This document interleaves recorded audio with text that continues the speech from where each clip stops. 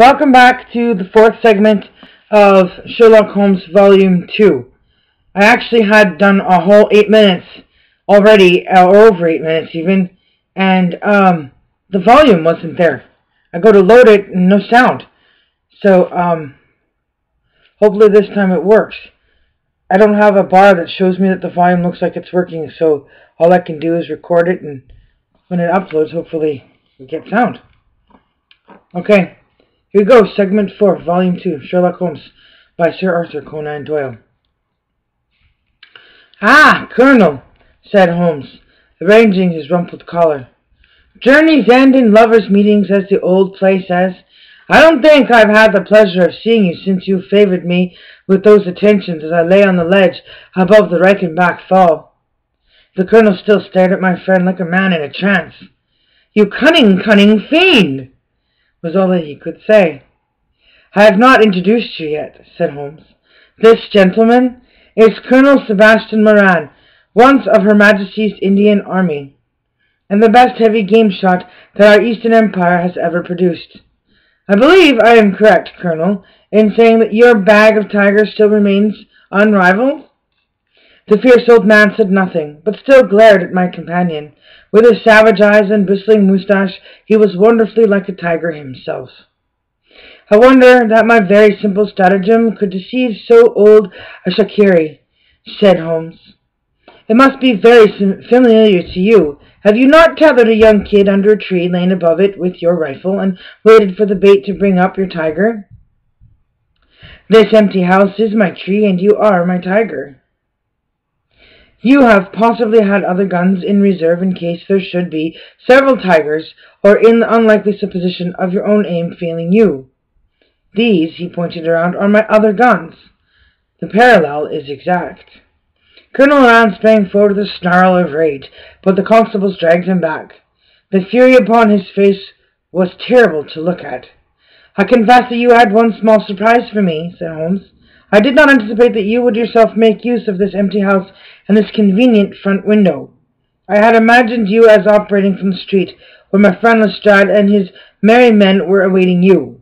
With that exception, all has gone as I expected." Colonel Moran turned to the official detective. "You may or may not have just cause for arresting me," said he, "but at least there can be no reason why I should submit to the gibes of this person.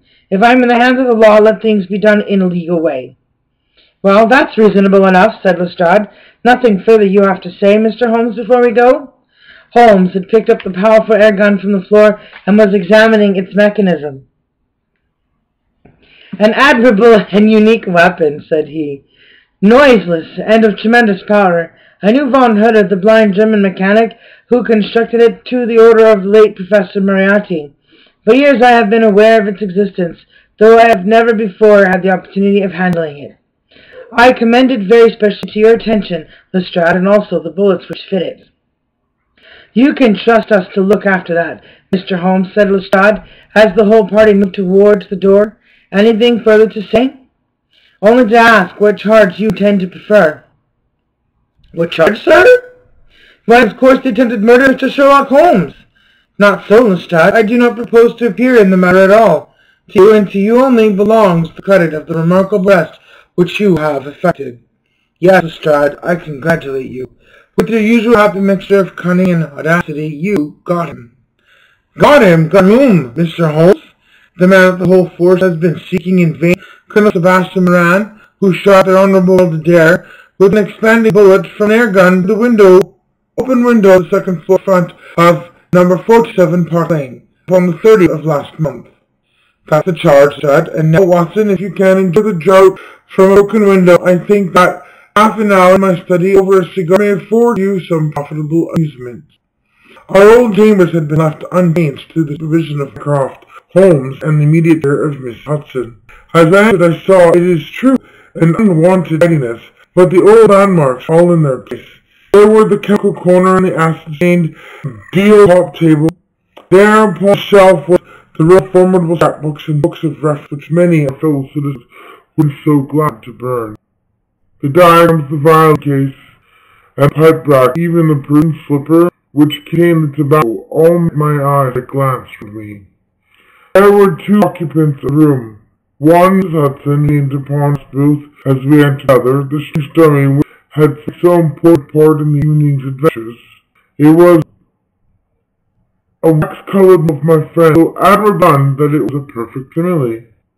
It stood on the wall pedestal, too, with an old dressing gown of Holmes, so draped round it that the illusion from the street was absolutely great. I hope you observed all cautions, Hudson. Since I went to it on knees, just as you may. Excellent. You did the thing up very well. Did you observe where the bullet went? Yes, sir. I'm afraid I have spoiled your beautiful, for it passed through the head and found itself a wall. I picked from the carpet. Here it is, Holmes held it to me. I thought revolver as you please, Watson. There's genius in that, for who would expect such a thing from an air gun?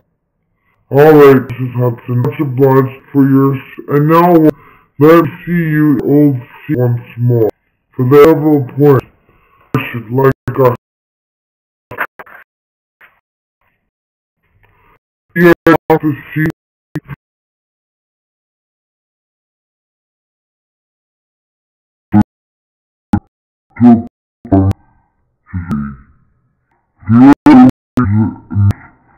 Not biased, nor I, Sir Keen, said he.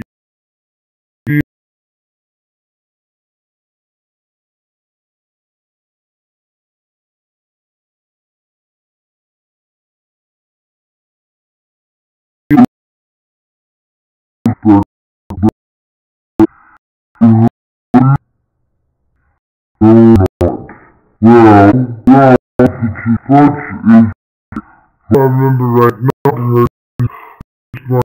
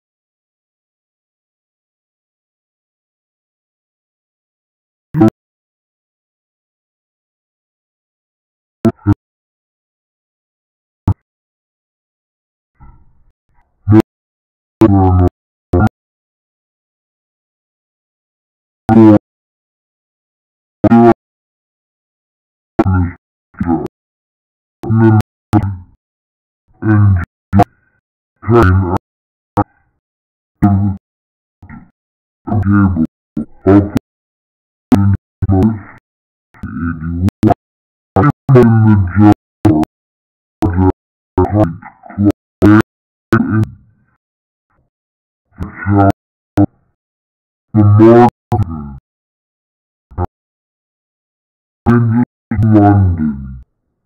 The stop, said I hadn't got him. The man's career is that of an honorable soldier. It is true, Holmes answered. Up to a certain point he did well. He was always a man of iron nerve, and the story is still in India, how he crawled down a drain after a wounded man-eating tiger. There are some trees, Watson, which grow to a certain height, and then suddenly develop some unsightly eccentricity. You will see it often in humans.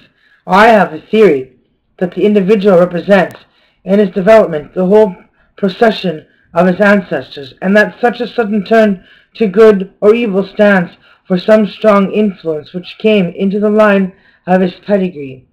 The person becomes, as it were, the epitome of the history of his own family. It is surely rather fanciful. Well, I don't insist upon it. Whatever the cause, Colonel Moran began to go wrong. Without any open scandal, he still made India too hot to hold him. He retired, came to London, and again acquired an evil name. It was at this time that he was sought out by Professor Moriarty, to whom for a time he was chief of the staff. Moriarty supplied him liberally with money, and used him only in one or two very high-class jobs, which no ordinary criminal could have undertaken. You may not have some recollection of the death of Mrs. Stewart of Lauder in 1887, not? Well, I am sure Moran was at the bottom of it, but nothing could be proved. So cleverly was the colonel concealed that even when the Moriarty gang was broken up, we could not incriminate him. You remember at that date when I called upon you, in your rooms, how I put up the shutters for fear of air guns? No doubt you thought me fanciful. I knew exactly what I was doing, for I knew of the existence of this remarkable gun, and I knew also that one of the best shots in the world would be behind it. When we were in Switzerland, he followed us with Moriarty, and it was undoubtedly he who gave me that evil 5 minutes. On the Reichenbach ledge. You may think that I read the papers with some attention during my sojourn in France, on the lookout for any chance of laying him by the heels. So long as he was free in London, my life would really not have been worth living. Night and day the shadow would have been over me, and sooner or later his chance must have come. What could I do? I could not shoot him at sight, or I should myself be in the dock. There was no use appealing to a magistrate. They cannot interfere on the strength of what would appear to them to be a wild suspicion. So I could do nothing, but I watched the criminal news, knowing that sooner or later I should get him. Then came the death of this Ronald Adair. My chance had come at last. Knowing what I did, was it not certain that Colonel Moran had done it? He had played cards with the lad. He had followed him home from the club. He had shot him through the open window. There was not a doubt of it. The bullets alone are enough to put his head in a noose. I came over at once. I was seen by the sentinel, who would, I knew, direct the colonel's attention to my presence.